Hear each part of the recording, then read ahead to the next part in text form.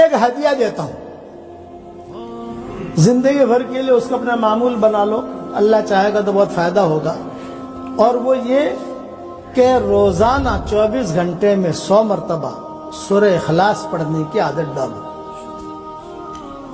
آسان طریقہ یہ ہے کہ ہر فرض نماز کے بعد 20 مرتبہ پڑھ لو، تو 5 نمازوں کے بعد پڑھو گے تو 100 مرتبہ ہو جائے گا انشاءاللہ. اس کا فائدہ یہ ہوگا کہ جو دعا مانگو گے اللہ آپ کی دعا قبول کرے گا. جو دعا مانگو گے، یہ میرا تجربہ ہے. سورہ اخلاص کی فضیلتیں تو بہت ہے صحیح حدیثوں میں، اس کا تو کوئی انکار کر ہی نہیں سکتا. بمبئی میں میرا بیان ہوتا تھا نواب مسجد میں، تو نواب مسجد میں بیان ہونے کے بعد میں نکلتا تھا تو ایک مرتبہ ایک لڑکی جو ہے وہ کھڑی ہوئی، اس نے کہا ابو جی، بھیڑ ہوتی تھی، میں نے کہا ابو جی میرے لیے دعا کر دو. پردے میں تھی. میں نے کہا کیا کروں بیٹا دعا تیرے لیے، کہ میری عمر 28 سال کی ہو گئی، اب تک جو ہے میرا رشتہ ہوا نہیں ہے، آپ دعا کرو. تو میں نے کہا کہ میں کروں گا دعا، لیکن بیٹا ایک وظیفہ بتاؤں تم کرو گی؟ یوں کہا ابو جی میں ضرور کروں گی. میں نے کہا روزانہ 100 مرتبہ سورہ اخلاص پڑھنے کی عادت ڈال لے بیٹا. 24 گھنٹے میں ایک ساتھ پڑھنے کی ضرورت نہیں ہے. کبھی 10 مرتبہ پڑھ لیا، کبھی 15 مرتبہ پڑھ لیا، کبھی جو روٹی بناتے پڑھ لیا، کبھی پانی بھرتے پڑھ لیا. 100 مرتبہ کا کوٹا 24 گھنٹے میں پورا ہونا چاہیے. اگر آپ ایک ساتھ بھی پڑھو گے تو 10 سے 15 منٹ لگتے ہیں، زیادہ نہیں لگتے. اس نے کہا ابو جی پڑھوں گی، لیکن مجھے ایک سوال کیا، ہر مرتبہ بسم اللہ الرحمن الرحیم پڑھوں؟ میں نے کہا ہر مرتبہ بسم اللہ الرحمن الرحیم پڑھنا ضروری نہیں ہے. شروع جب کرو تو پڑھ لو بس. جیسا بیٹا کھانا کھاتے ہیں تو ہر لقمے پر بسم اللہ نہیں پڑھتے. ہر لقمے پر بسم اللہ پڑھیں گے تو کھائیں گے کیا؟ یہ میں نے سمجھا اس کو. ہر لقمے پر اگر بسم اللہ الرحمن الرحیم پڑھیں گے تو کھائیں گے کیا؟ سورہ اخلاص کا مطلب قل هو اللہ احد اللہ الصمد لم یلد ولم یولد ولم یکن له کفوا احد. خیر وہ جو ہے اس نے کہا کہ ٹھیک ہے میرے ہاتھ میں، اچھا خدا کی شان، جب میں باتیں کر رہا تھا تو میرے ہاتھ میں تسبیح تھی، میری تسبیح. میں نے کہا بیٹا یہاں تو پابندی سے پڑھے گی؟ یہ کہا ابو جی بالکل پڑھوں گی، اس لیے کہ مجھے رشتے کی ضرورت ہے. بھائیوں کے ساتھ، بہنوں کے ساتھ، ماں باپ کے ساتھ کب تک میں اپنی زندگی گزاروں؟ میں چاہتی ہوں کہ کہیں میرا ڈھنگ کا رشتہ ہو جائے.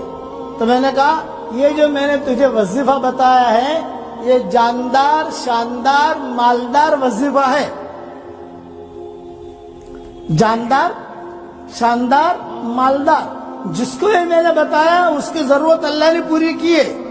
اور یہ میری تسبیح ہے، یہ میں نے کہا یہ میری تسبیح بھی جاندار، شاندار، مالدار تسبیح ہے. یہ میں نے اس کو کہا کہ میری تسبیح جو ہے بھی جاندار، شاندار، مالدار تسبیح، یہ بھی میں تجھے ہدیہ دیتا ہوں، یہ لے تو اس پر پڑھتی رہنا. ہاں ابو جی اس نے لیا، اپنے آنکھوں سے لگایا، چلی گئی. دوسرے سال میں پہنچا تو وہی لڑکی ایک لڑکا لے کر کھڑی تھی، بچہ.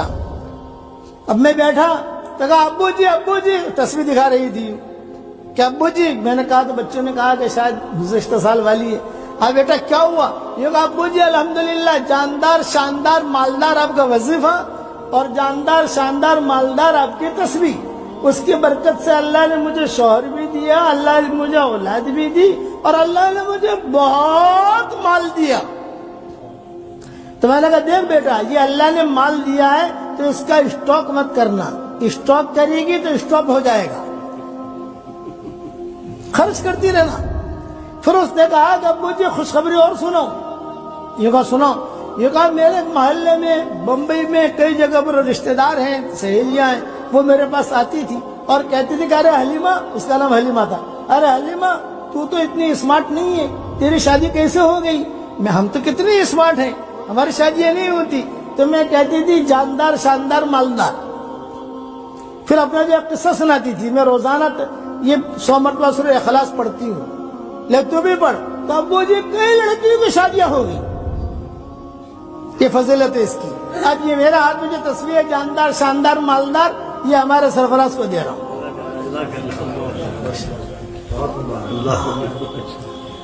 تو یہ آپ لوگوں کو میری طرف سے ہدیہ ہے، پڑھو گے انشاءاللہ. 24 گھنٹے میں 100 مرتبہ پڑھنا کوئی بڑی چیز نہیں ہے. اس کے بعد اللہ تعالیٰ سے جو کہو گے اللہ تعالیٰ آپ کو دے گا.